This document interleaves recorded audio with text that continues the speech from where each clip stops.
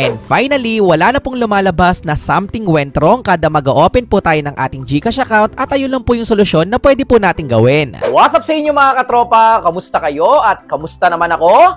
You know! So ngayon for today's video ay magkakaroon na naman tayo ng isang simpleng tutorial na kung saan ituturo ko sa inyo kung paano alisin ang something went wrong na lumalabas kada mag-open tayo ng ating GCash account. Yes, pwede na po natin alisin yon, pero bago tayo magsimula, pasok! Intro!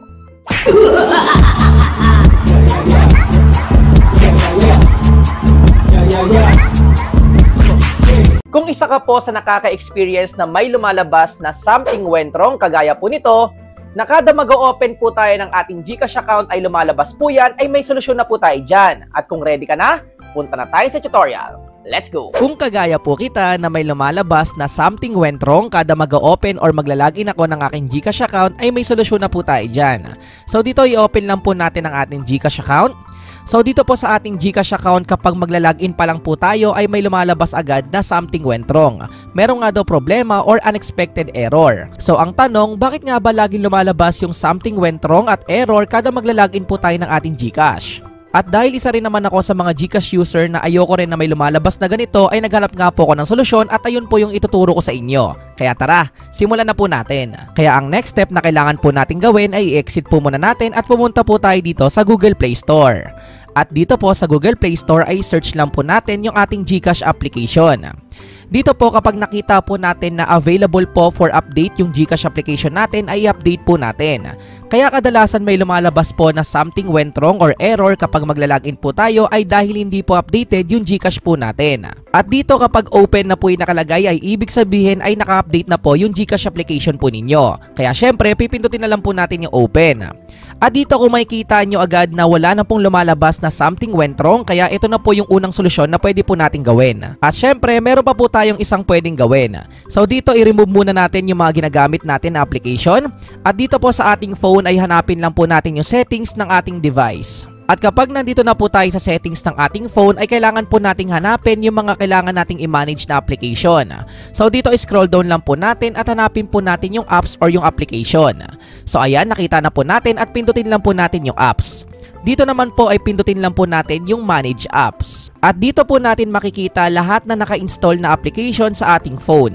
Dito ay scroll down lang po natin at kailangan po nating hanapin yung ating GCash application.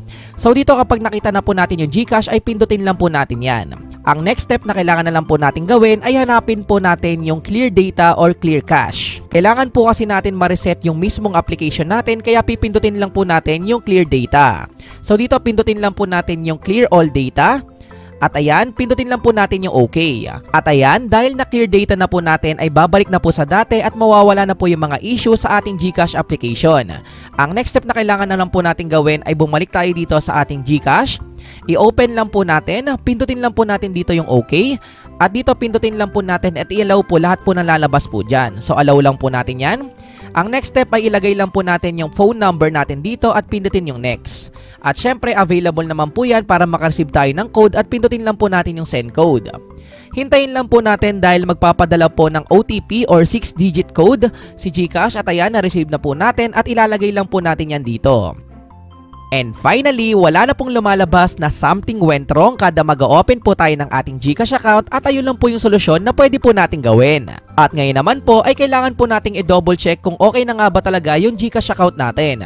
So dito i-remove lang po natin lahat ng application na ginagamit natin at pindutin lang po ulit natin at buksan ang ating GCash application. So dito kapag mag-open na po tayo ng ating GCash account ay wala na pong lumalabas na something went wrong. Kaya kung kagaya po kita na namomoblema kada mag-open ng GCash account at may lumalabas na something went wrong kagaya po nun, ay ayun lang po yung solusyon na kailangan nyo pong gawin. Again, to summarize lang po yung steps na kailangan nyong gawin ay una, pwede nyo pong i-update ang inyong GCash application sa Google Play Store.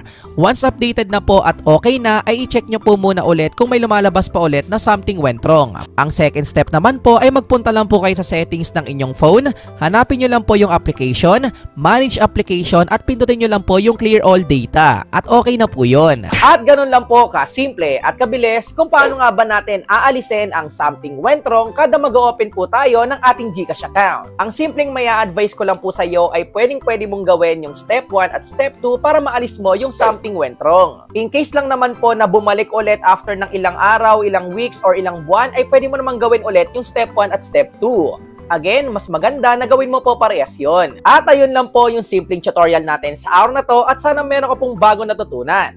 At kung ikaw ay may clarification, suggestions, or questions, ay pwede mo yung i-comment dyan sa may comment section sa baba.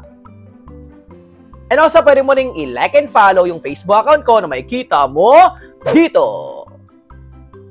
At syempre, kung bago ka lang at napadaan ka dito sa YouTube channel ko, ay welcome na welcome ka. Pwede ka mag-subscribe at pinutin ang may wagang notification bell para sure at 100% sure na updated ka sa mga future uploads ko. Yun na! Peace out! Like, comment, subscribe! Peace! One love!